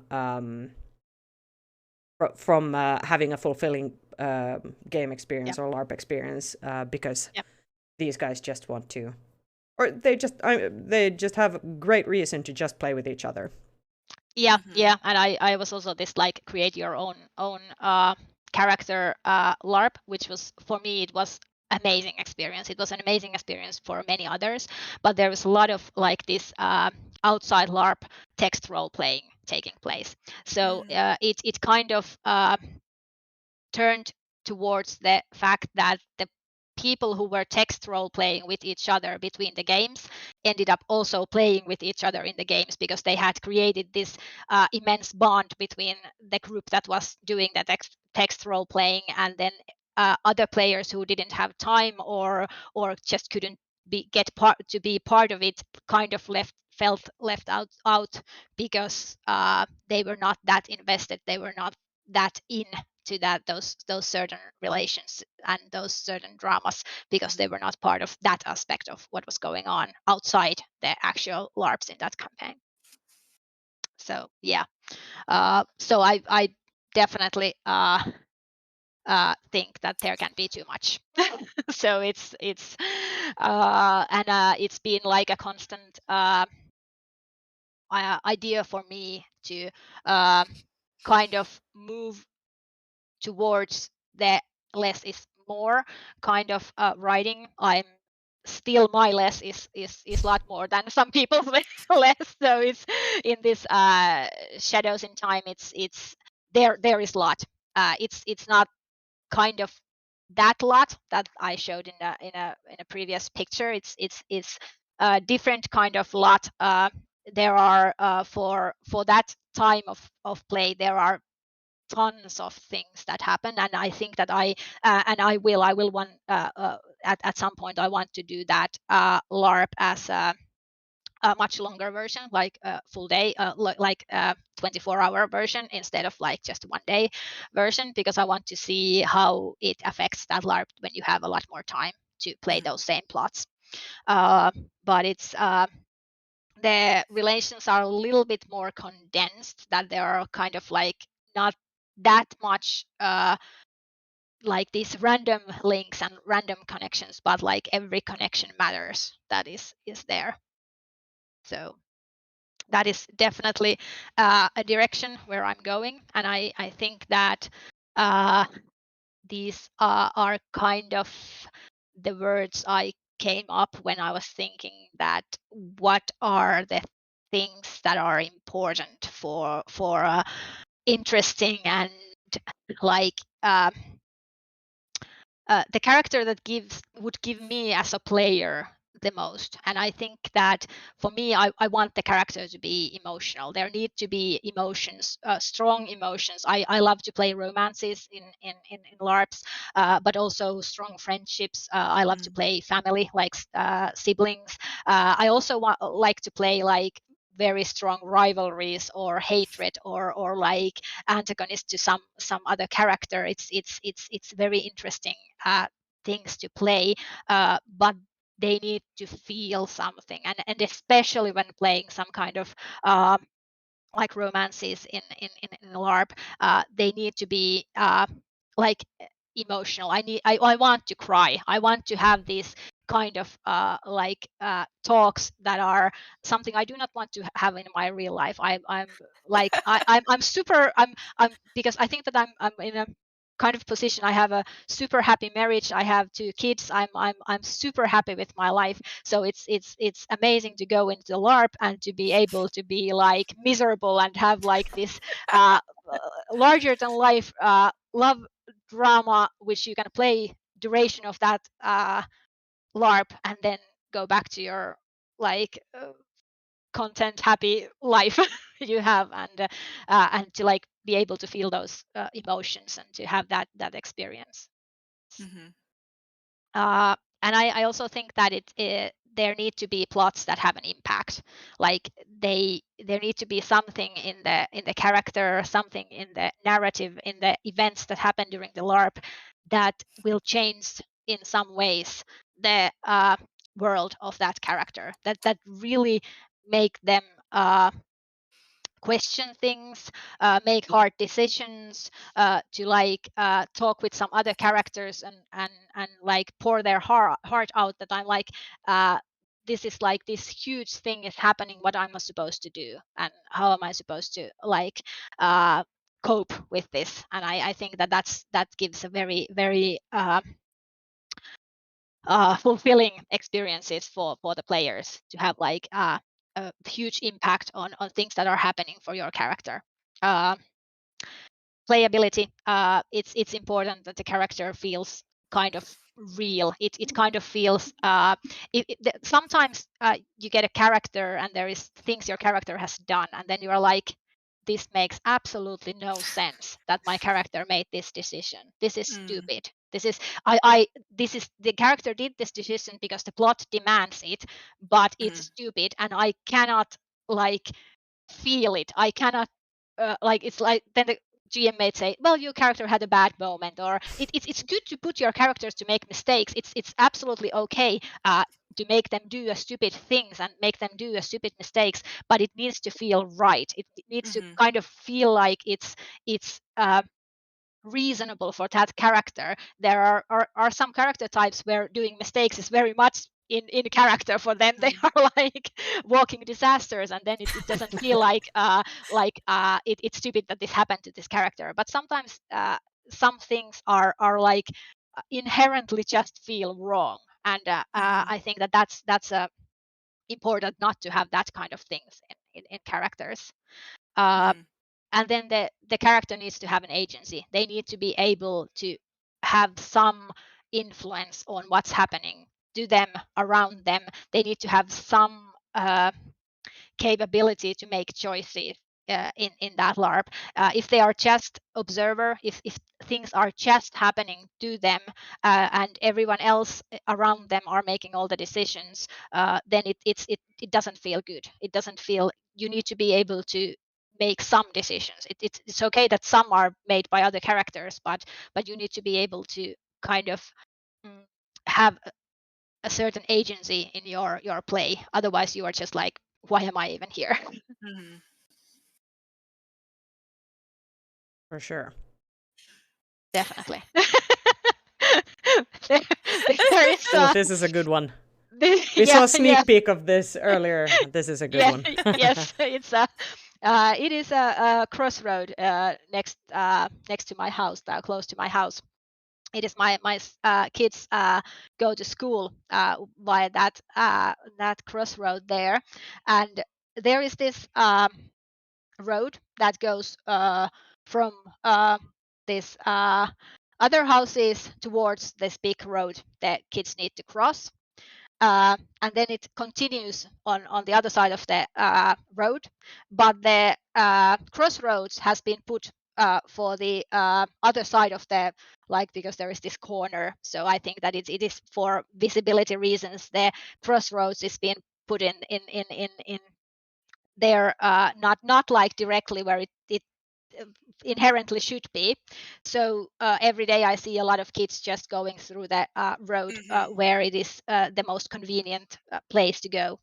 And I think that this is a super good allegory for most of the plots that's happening in LARPs. The GMs have this awesome idea. They are having this idea of a plot, and this is going here. The players will go, like, they will turn around here, and then they will go do through this hoop here.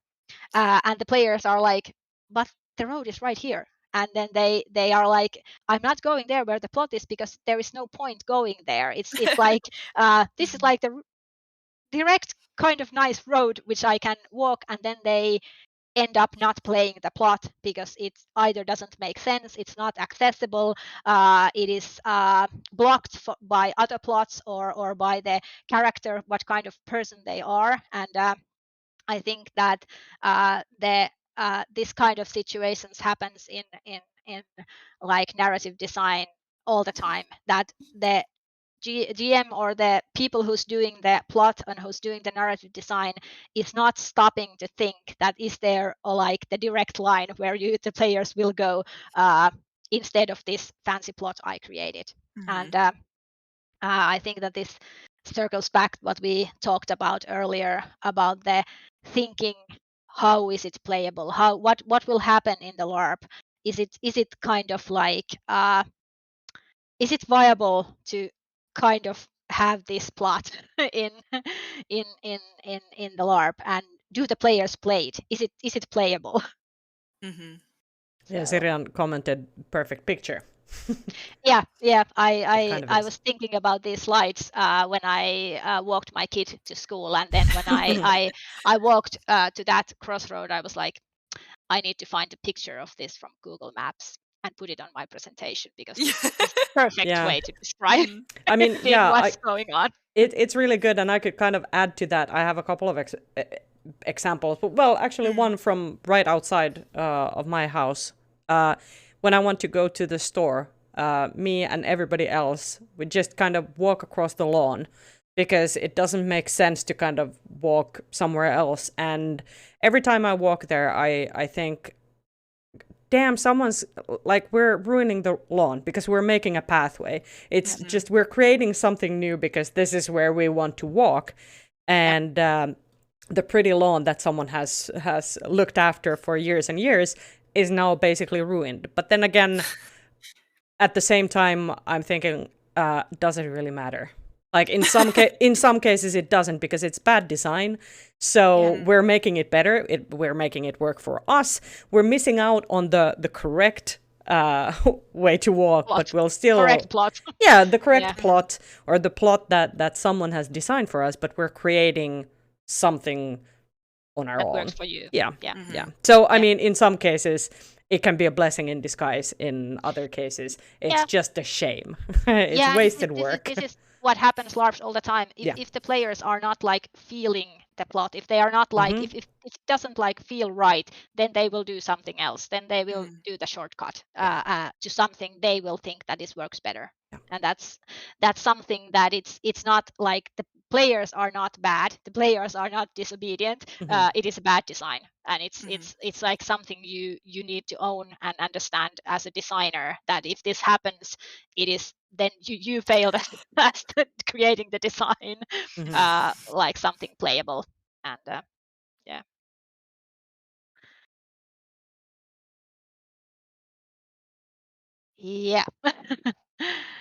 I have a few slides about character and good character. We've been already talking almost 2 hours, so there's only 10 minutes time.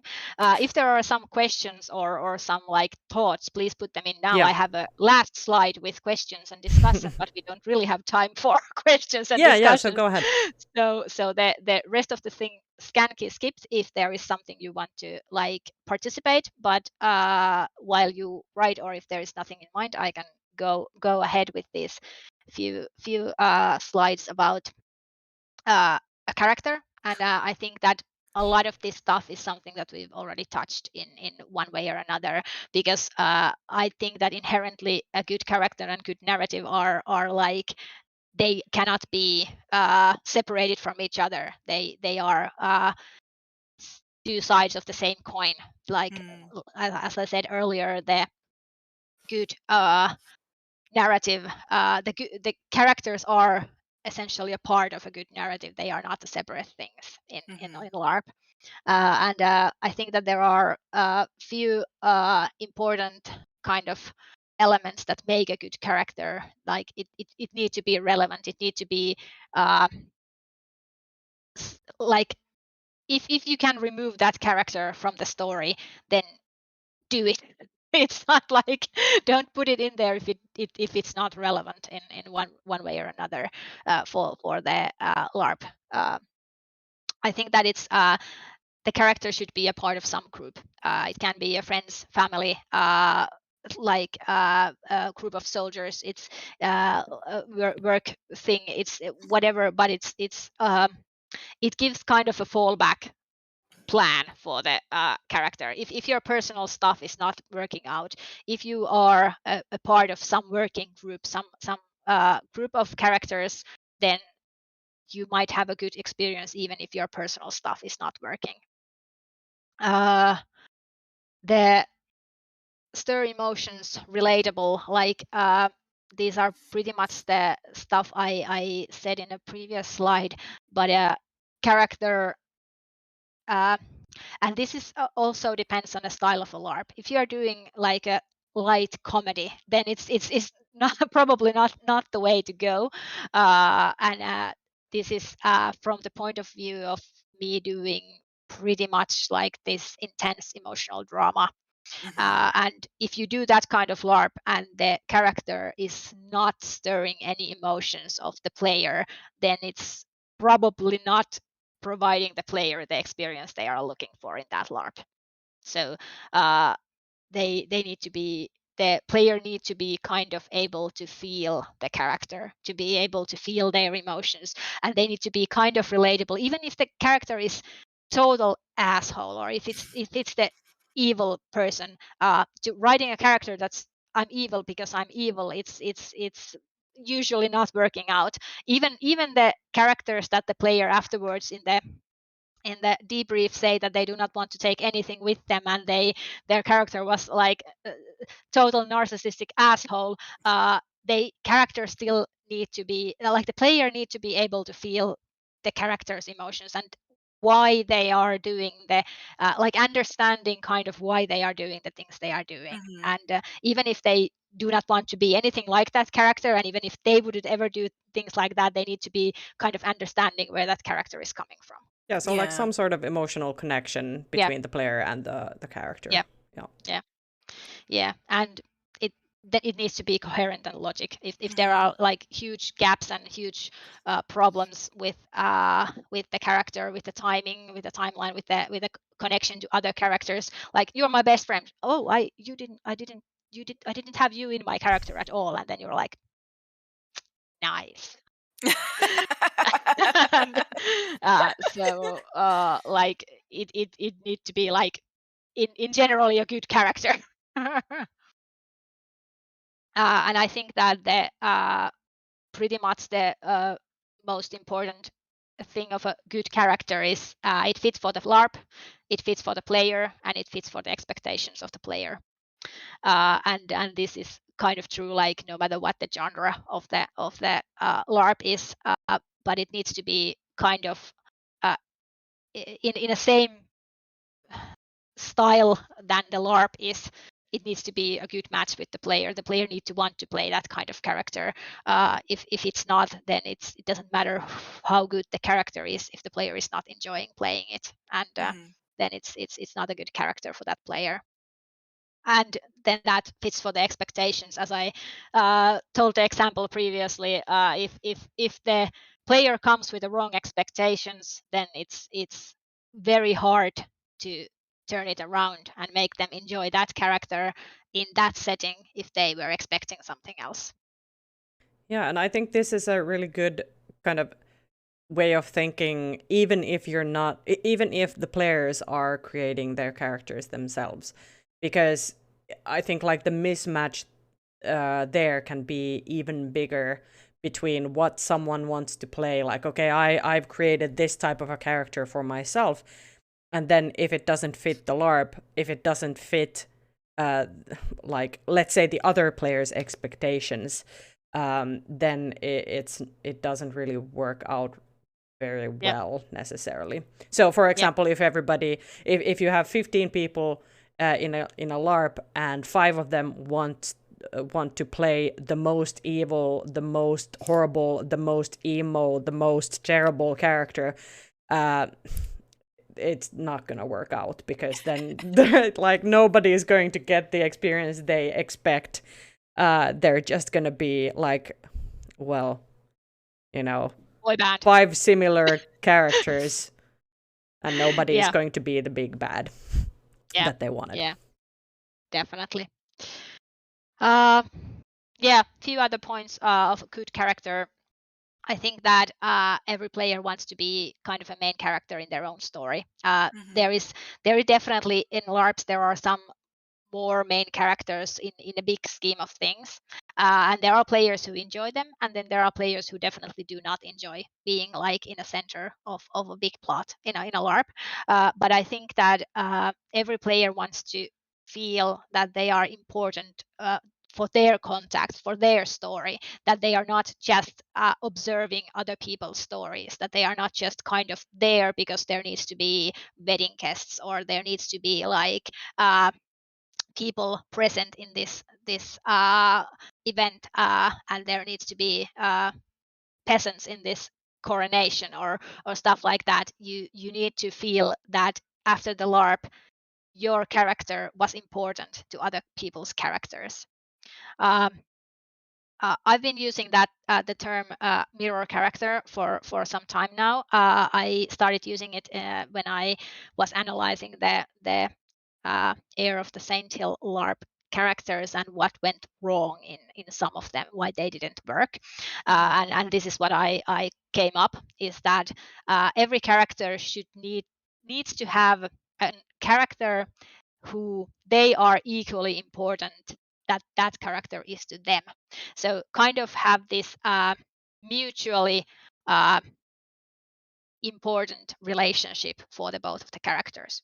If the character does not have this kind of relation, even though they have a lot of plots, even though they have a lot of contacts, they feel left out.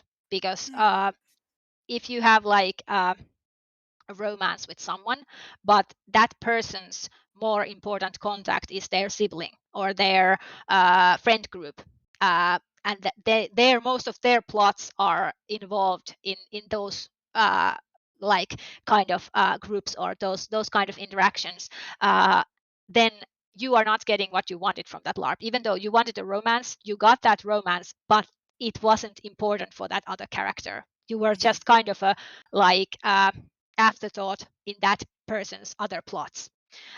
So if I write a romance in a LARP, I will make emphasis that this is important thing for both of the characters. There might be triangle drama, but then it needs to be like it needs to be important to kind of think the fallbacks, that if this character decides to end up with this one, or this end up with this one, then how it will it affect on this third wheel in that like relationship drama. And then I usually avoid having triangles, precisely this reason. They are then more complex like relationship pictures in play in if there is that kind of plots.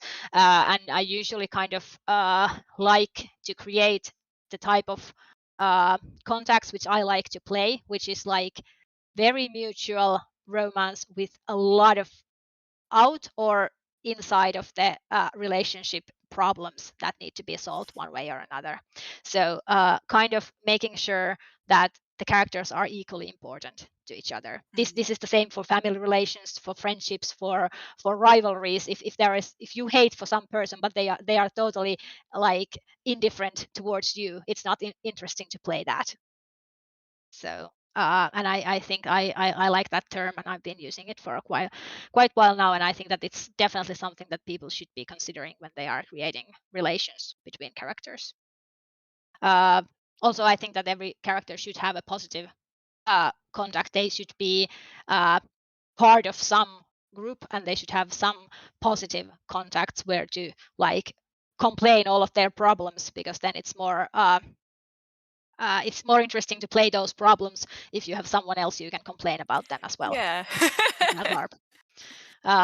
Some conflict, some dilemma, something you need to solve, like the agency part. You need to be able to decide on something. You need to have some sort of conflict you either can or cannot solve, but which you can dwell on in the duration of the LARP.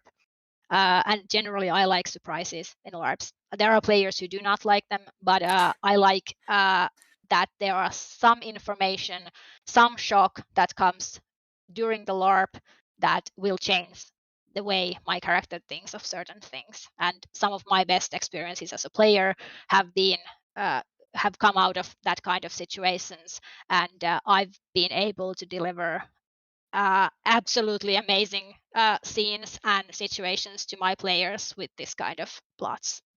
So I still use them, and I'll just make sure that players know that to expect something like that. Not they're not always working out, and they're not always that massive, but I think they are. I like them as a tool to design stuff. Well, it gives the player another point of agency because they've done this studying of this character I'm playing, and they've done some setup during the game of like getting into the feel of it and how does this character make decisions and how do they respond to things, and then when you throw them something completely that feels unscripted to them because They they've need been to so much prep improvise. beforehand. Yeah. Then they truly have a moment of improvisation that then makes a permanent mark on this character's life, which is it's a big agency thing. That's cool. I like you're giving me so many interesting ideas now. I'm just no idea. Yeah, it's Good. like And I've definitely accomplished something here. yeah, Sirian already said back when we were talking about the Google Map picture. Sirian said, "I love this, Laura. Makes so much sense. My God, you're making me rethink everything and panicking at the same time." Yeah. Sorry about that. I bet we're writing a LARP with Sirian. So your next LARP meeting is going to be. Yeah, I was thinking. Yeah, next Tuesday when we're gonna have our writers meeting again. I expect some comments, some slight panicking. No, I don't think so. Yeah, no, don't panic. I don't think so. It's gonna be epic. Yeah, for sure, says Sirian. It's gonna be epic. Yeah. Don't worry. It's all good. Yeah, and this is my last actual slide. I think it's very important to kind of also we talked about this in the beginning, and I think this is a good thing also to end it. Good character does not equal good experience for players. There are so many things in play in LARP context, and in terms of like evaluating the feedback and like when you after the LARP you get a feedback that okay, this LARP sucked, I had a terrible time, my character sucked, I everything was bad, I had an awful experience. I think it is very important to, as a writer, as a creator, to kind of read it through and think based on that feedback, what was the like root cause, why didn't it work out? And like in my case, 9 times out of 10 when I go through that feedback, it was because not something I could have done differently. There are cases where I could have done things differently, and I've been improving a lot of stuff I've done based on the feedback, and I love getting feedback on stuff I do. And failing, I'm learning. I'm able to have this talk and like discuss these things with you because I've done mistakes, and I've analyzed a lot of the characters I've written, and I've analyzed the good experiences and the bad experiences, both as a player and as a creator. And I think that the replays are like uber good tool for this. They are giving so much information for me as a creator of what kind of things work and why they work, why other things do not work, and how huge difference does it make based on these kind of things, like the chemistry between the players, the timings, what things are happening in the LARP, the players' personal situation in their life, the player factor in other plots, like if some plot is actually starts exploding, like getting bigger and bigger than it was intended, it's definitely starting to affect every other plot in the LARP. Like the interpretations, both like different writers and the players and like everybody involved. Then there are like bad weather, breaking technology, other disruptions, last minute cancellations and changes in players. There are like so many unexpected problems and situations that might arise, which you can like for certain extent to prepare and to make backup plans, but not 100%. There is always this element of surprise, and you just have to accept that it's there and there's nothing you can do about it. You can try to take into account everything you can, but just it's important to accept that you cannot take account everything. Yeah, definitely. That's a really, really important takeaway, I think. Yeah. All right, Laura, I have 2 questions for you. Yeah. Where are they on my phone? Well, the first one is, do you have anything that we could come play at some point coming Do I up? have anything? Yes, I have. I'm a producer in a LARP called We Could Be Heroes. In that, I'm not that much involved in the narrative aspect. I am reading through the concepts and I'm taking part of that. So I'm definitely putting my input there, but that's not. I'm my main role is to be a producer. It will be played in the last weekend of September, and the sign up will open sometime during this spring. So I will bombard it in my Facebook, and then there is every like major. It will be an international LARP, so it's played in English in Finland. So we will advertise it in international LARP groups. Does it Facebook. have a website or Facebook group yet, or is it still too No, early for that? no, Okay, it has a stay tuned. yeah, stay tuned. It's happening, but not at this moment. And then there will be more runs of Shadows in Time. It's the 10-player. It's the next runs will still be in Finnish because the LARP is still in Finnish and there is over 400 pages of text written. And I have plans to translate it to English at some point because I do want to play it abroad. It's easy LARP to run for in some other country because I can just fly there and I can play it there there, and I definitely want to do that, but it's gonna take some work to translate all the characters and other stuff, but there will be more runs for that this year in Finnish. And then there are some other projects I'm also a part of, and there will be more announcement in this spring, so follow Facebook and the big groups. Also LARP calendar is a good place to follow. I think that most of the LARPs should be put in there because it's a good tool for people who are not using Facebook to know what's going on. Yeah, that's also in Finnish. Yes. And mainly for Finnish LARPs, but not Yeah, but I think exclusively. there are more. Yeah, they're not exclusively anymore. I think that also now that there starts to be actually more international LARPs in Finland, they Oh, are it's also. the Kalanteri Piste Yes. LARP Piste Fi. Yeah. Yes. Yes. That one. This one. Put Yes. it in the chat. Great. And then kind of the last thing, which is much more of a like leave us with something to think about. Do you have Laura, do you have a book, a story, just a story of some sort? So any format, book, show, game, whatever, that has just really grabbed you recently? Yeah. Not that recently. I watched it like a year and a half ago, but it's probably the best TV show I've ever watched. The Netflix Dark. It's Netflix original, German made, and it's really good. Like I know it's not for everyone. It's probably and that was what inspired me to do something time travel related because when I watched it I was like I want to do something in terms of this. It has 3 seasons, around a little bit over 20 episodes in total, and it's a complete story. It's like it tells a story. It has a beginning and it has an end, and it's not like most TV series nowadays that just drag on and just keep going. And first 2 seasons are total diamond. They are like the best TV like which I've seen, and even though the third one is not quite as good, it still sticks the landing, and that's a lot to say. Because I think that in most TV series, even if they are good, they kind of like not quite stick the landing of, and they kind of don't know where to end it.